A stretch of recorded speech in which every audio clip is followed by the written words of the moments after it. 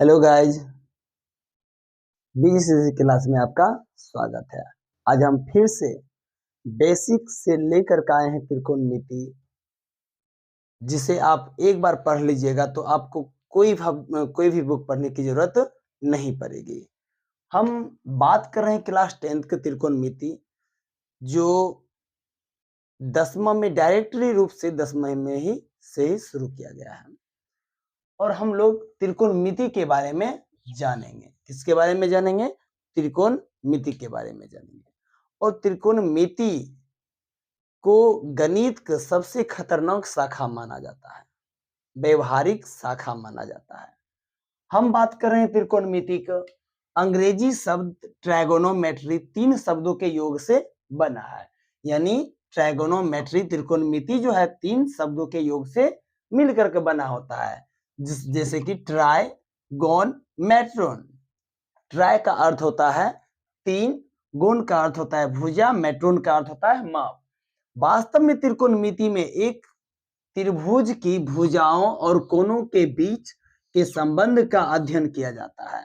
अगर कोई आपसे त्रिकोणमितिक परिभाषा अगर पूछे तो आप लोग यहाँ भी हम त्रिकोणमितिक परिभाषा सटीक कर सकते हैं, जैसे कि वास्तव में त्रिकोणमिति में एक त्रिभुज की भुजाओं और कोणों के बीच के संबंधों का अध्ययन किया जाता है। दूसरा, इसका जो प्रयोग होता था बहुत दिन पहले किया जाता था, प्राचीन काल में इसका उपयोग किया जाता। अगर आपको ऑब्जेक्टिव में पूछे कि त्रिकोणमिति का प्रयोग सबसे पहले कब किया जाता था, तो प्राचीन काल में किया जाता था। किस चीज में किया जाता था? इसका प्रयोग जो होता था पृथ्वी से तारों ग्रहों की दूरियां मापने में इसका प्रयोग किया जाता था। त्रिकोणमिति शब्द का अर्थ होता है त्रिभुज की माप। त्रिकोणमिति शब्द का अर्थ होता है त्रिभुज की माप। त्रिभुज के 6 अंग होता है। त्रिभुज के कितने अंग होता है? 6 अंग होता है, अर्थात 3 होता है कोण और 3 होता है भुजा। 3 होता है कोण और 3 होता है भुजा। त्रिकोणमिति का प्रयोग भौतिक शास्त्र में त्रिकोणमिति का प्रयोग भौतिक शास्त्र की प्रत्येक शाखा से है, अर्थात फिजिक्स और गणित दोनों क्या है? एक है। अगर हम बात करते त्रिकोणमिति का प्रयोग सबसे ज्यादा किया जाता है तो भौतिक शास्त्र में इसका प्रयोग किया जाता है, और भौतिक शास्त्र के प्रत्येक शाखा में इसका उपयोग होता है। त्रिकोणमिति 2 ग्रीक शब्द ट्रायगोनोमेट्री से होता है। अगर ग्रीक शब्द पूछे तो 2 ग्रीक शब्द से मिलकर के बना है, ट्रायगोन, मेट्रोन से लिया गया है। ट्रायगोन का अर्थ होता है त्रिभुज, मेट्रोन का अर्थ होता है मापन। अर्थात ये ग्रीक शब्द आया कहां से? ये ग्रीक शब्द आया है यूनान से। कहां से आया है? यूनान से आया है। तो आप लोग इसका स्क्रीनशॉट ले लें।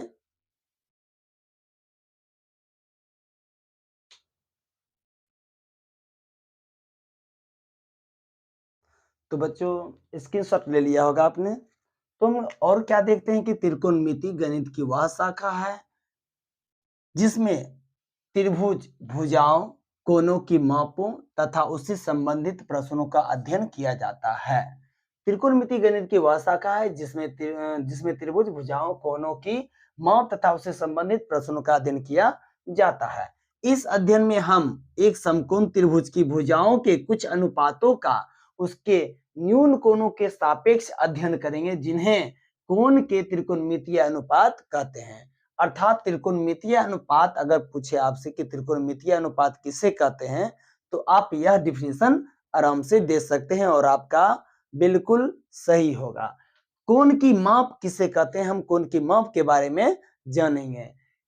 किसी कोण की माप उसके प्रारंभिक भुजा से अंत्य भुजा तक की घूर्णन की मात्रा को हम कोण की माप कहते हैं। तो बच्चों स्क्रीनशॉट ले लें, इसके बारे में और डिटेल्स पढ़ेंगे। तो बच्चों स्क्रीनशॉट अगर ले लिए हैं तो इसके बारे में आगे हम लोग जानते हैं। क्या जानते हैं कि साइंस शब्द का जो उत्पत्ति हुआ था सीनस से किया था, और इन्होंने आर्यभट्ट ने ही किए थे। आर्यभट्ट, सीनस शब्द से इनका उत्पत्ति साइंस से किया है। सीनस का अर्थ होता है वक्र। उसके बाद धीरे धीरे करके आगे चलने के बाद खगोलविद के अंग्रेजी प्रोफेसर एडमंड गुटर, जिनका जन्म हुआ था 1581 ईस्वी में और मृत्यु हो गया था 1626 में। ए प्रोफेसर एडमंड गुटर ने पहले संक्षिप्त संकेत साइन का प्रयोग किया था। अब हम लोग आगे बढ़ते हैं, उसके बारे में देखते हैं कि हम हमेशा त्रिकोणमिति में समकोण त्रिभुज के बारे में ही चर्चा करते हैं। जैसे कि आप लोग देखते हैं कि हम लोग एक त्रिभुज बना दिए हैं, जिसमें एक लंब दे दिए हैं, आधार दे दिए हैं और कर्ण दे दिए। प्रश्न यहाँ ये उठता है कि सर त्रिभुज किसे कहते हैं? तीन भुजाओं से घिरी हुई बंद आकृति को हम त्रिभुज कहते हैं। तीन भुजाओं से घिरी हुई बंद आकृति को हम क्या कहते हैं? त्रिभुज कहते हैं। तो हम लोग देखते हैं कि लंबा को लंब कहते हैं, लेटा को आधार कहते हैं और तिरछा जो रहेगा खिंचा हुआ उसको हम कर्ण कहते हैं।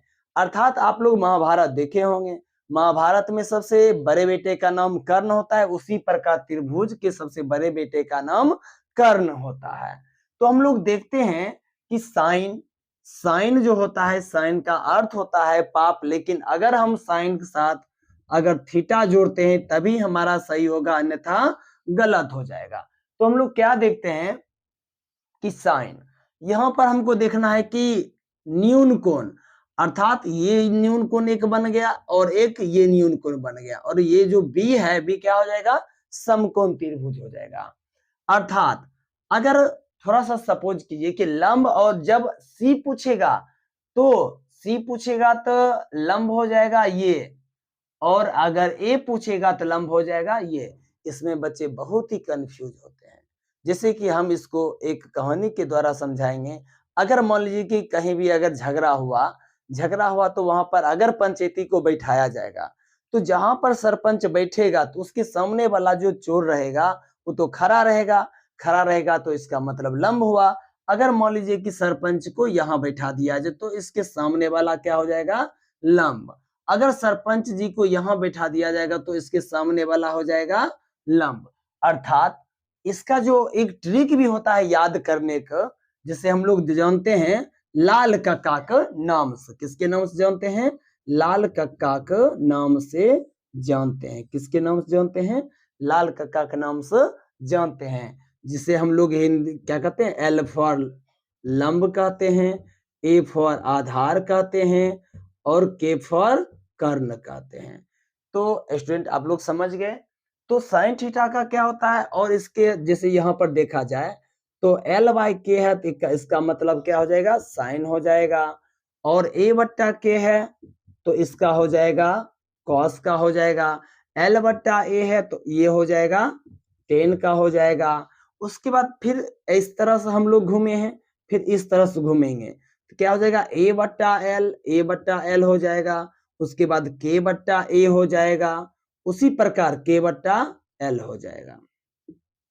तो ये आप लोग समझ गए। इसका दूसरा भी ट्रिक होता है। दूसरा ट्रिक क्या होता है वो हम लोग देखते हैं। इसका एक और ट्रिक होता है, पंडित बद्री प्रसाद हरी हरी बोल सोना चांदी तौल। क्या होता है? पंडित बद्री प्रसाद हरी हरी बोल सोना चांदी तौल। यानी P for perpendicular, H for hypotenuse, B for base होता है। अर्थात इसको हम लोग क्या करते हैं? घेर देते हैं। क्या कर देते हैं? घेर देते हैं। घेरे हैं, इसका मतलब क्या होता है? S फॉर क्या होता है? Sine theta. क्या होता है? Sine theta. C फॉर क्या होता है? Cos theta. T फॉर क्या होता है? Tan theta. अर्थात साइन थीटा बराबर होता है P by H, cos theta बराबर होता है B by H, tan theta बराबर होता है P बाय B। इसी प्रकार ये तो अब इधर से ऊपर से नीचे आ गया है। कहां से आ गया? ऊपर से नीचे। उसके बाद आ जाता है क्वाड थीटा। क्वाड थीटा क्या होता है? नीचे से ऊपर चले जाएंगे B बाय P। तो क्वाड के बाद आता है सेक थीटा। सेक क्या हो जाएगा? H by B। और कॉसेक क्या हो जाता है? H by P। तो आप लोग यहां तक समझ गए। और सबसे पहला बात ये है कि ये जो होता है sine theta, cos theta, tan theta, cot, sec, cosec, इसका हम लोग संक्षिप्त नाम बताते हैं। संक्षिप्त क्या होता है? साइन थीटा होता है, कॉस थीटा होता है, टेन थीटा होता है, कॉट थीटा होता है, सेक थीटा होता है और कॉसेक थीटा होता है।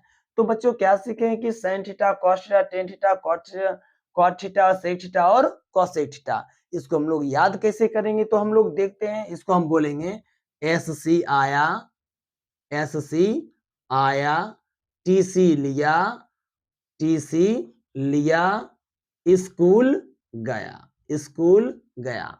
अर्थात S फॉर क्या हो जाएगा, साइन थीटा, C फॉर क्या हो जाएगा, कॉस थीटा, T फॉर क्या हो जाएगा, टेन थीटा, C फॉर हो जाएगा कॉट थीटा, S फॉर हो जाएगा सेक थीटा, C फॉर हो जाएगा कॉसेक थीटा। तो आप लोग यहां तक समझ गए, ये इसका संक्षिप्त रूप होता है। क्या होता है इसका संक्षिप्त रूप होता है। स्क्रीनशॉट ले लें। तो गाइस स्क्रीनशॉट ले लिए होंगे। तो अब हम इसके फार्मूला के बारे में जानेंगे। सिर्फ यही जो फार्मूला है, इसी से सबसे ज्यादा फार्मूला बनाया जा सकता है। जैसे कि आप लोग देखिए, अगर इसमें हम 1/, दे देते हैं तो ये हो जाएगा कॉसेक थीटा। क्या हो जाएगा, कॉसेक थीटा। अगर इसमें हम बट्टा देते हैं तो ये हो जाएगा आपका सेक थीटा। क्या हो जाएगा, सेक थीटा। अगर हम इसमें बट्टा देते हैं तो ये क्या हो जाएगा, कॉट थीटा। क्या हो जाएगा, कॉट थीटा। उसी प्रकार अगर हम इसमें 1/cot, अगर cot में अगर हम बट्टा देते हैं तो सेम टू सेम ऊपर वाला हो जाएगा, ऊपर वाला जैसे ही होगा तो 1 गायब हो जाएगा, अर्थात हो जाएगा टेन थीटा। उसी प्रकार अगर हम सेक थीटा है, इस पर अगर हम बट्टा देते हैं तो हो जाएगा सेक उल्टा क्या हो जाएगा, कॉस थीटा। क्या हो जाएगा, कॉस थीटा। उसी प्रकार अगर कॉसेक थीटा होता है तो इसमें अगर हम लोग बट्टा लगा देते हैं तो हो जाएगा, क्या हो जाएगा, साइन थीटा। क्या हो जाएगा, साइन थीटा। तो यहां तक तो आप लोगों को समझने में कोई भी तरह की दिक्कत नहीं होगा। अगर दिक्कत है तो हम कैसे जानेंगे कि हमारा यह फार्मूला सही है, कैसे हम मान लेंगे कि हम सही बता रहे हैं या गलत बता रहे हैं फार्मूला।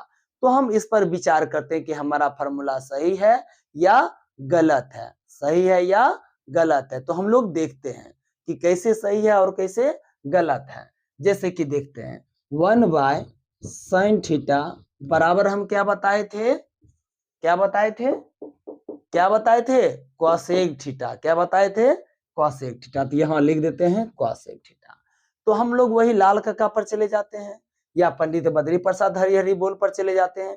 तो हम लोग देखते हैं, तो 1/sin थीटा का बुआ क्या होता है, L/K, L/K बराबर कॉसेक थीटा का क्या होता है, खोजते हैं कहाँ है, कहाँ है कॉसेक, वो हमको लगा यही होता है K/L। क्या हो जाएगा, K/L।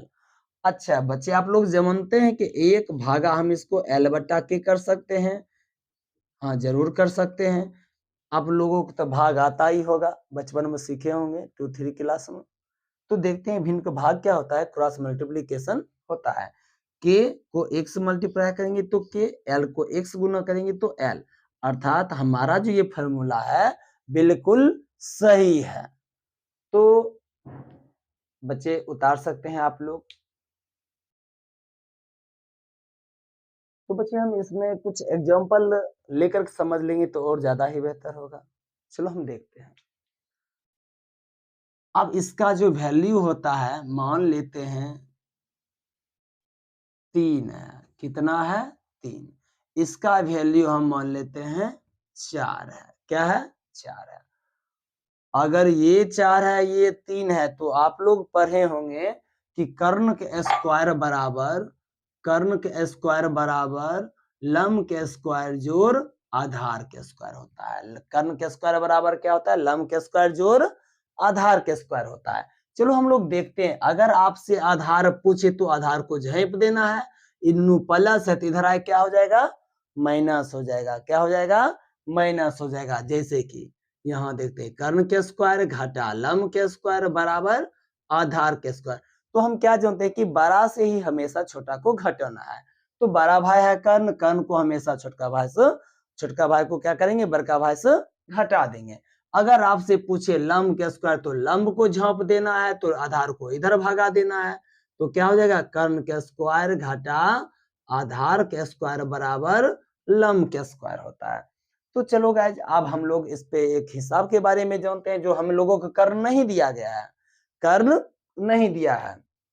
तो कर्ण बराबर हम लोग क्या जानते हैं, कर्ण के स्क्वायर बराबर क्या जानते हैं, लंब के स्क्वायर यानी 3 के स्क्वायर जोड़ आधार के स्क्वायर यानी 4 के स्क्वायर यानी कर्ण के स्क्वायर बराबर 3 है। 3 के स्क्वायर होता है 9, 4 के स्क्वायर होता है 16, तो कर्ण के स्क्वायर बराबर क्या हो जाएगा 25। तो यहाँ हम लोग क्या देखते हैं कि यहाँ स्क्वायर है, स्क्वायर अगर उधर जाता है तो रूट में हो जाता है। क्या हो जाता है? रूट में। तो हो जाएगा रूट अंडर 25। तो आप लोग समझ सकते हैं कि रूट अंडर 5 गुना 5 होता है। हम लोग जानते हैं कि 2 गो 5 रहता है तो रूट से बाहर निकालते हैं तो 1 5 हो जाता है, इसलिए हो जाएगा 1 5। अर्थात कर्ण का मान कितना हो गया? 5 हो गया। कितना हो गया? 5। तो हम लोग देखते हैं क्या जी कि साइन थीटा बराबर क्या होता है? साइन थीटा बराबर क्या होता है? देखिए साइन थीटा बराबर होता है, क्या होता है? एल बट्टा के होता है, एल बट्टा के। अर्थात लंब नुनु कितना है? लंब 3 है, कर्ण कितना है? 5 है। तो प्रश्न सही नहीं हुआ, प्रश्न सही नहीं हुआ। यहाँ पर उसको पूछना चाहिए था कि साइन ए पूछ रहा है कि साइन सी पूछ रहा है, साइन ए पूछ रहा है कि साइन सी पूछ रहा है। अगर यहाँ पर जब अगर साइन ए पूछेगा तभी मेरा सही है, अन्यथा मेरा क्या हो जाएगा? गलत हो जाएगा। उसी प्रकार यहाँ अगर पूछ दिया जाएगा साइन सी, क्या पूछ दिया जाएगा? साइन सी, तो सी पूछेगा तो बाबू लंब क्या हो जाएगा? ये तो 4, कर्ण वही रहेगा, इसमें तो कोई तरह का परिवर्तन नहीं हुआ। उसी प्रकार अगर हम cos थीटा का भी अगर देखते हैं, cos अगर a पूछेगा तो cos थीटा बराबर होता है आधार बट्टे कर्ण। तो a यहाँ है, यहाँ a है तो आधार हो जाएगा ये, तो 4/5। और अगर C पूछेगा cos C ये पूछ रहा है तो इसका होता है आधार बट्टे कर्ण। तो इसके सामने वाला क्या हो जाएगा? लंब हो जाएगा। इसके सामने वाला क्या हो जाएगा? लंब। तो बगल वाला हो जाएगा आधार, तो 3/5। तो स्टूडेंट आप लोग यहाँ तक समझ गए?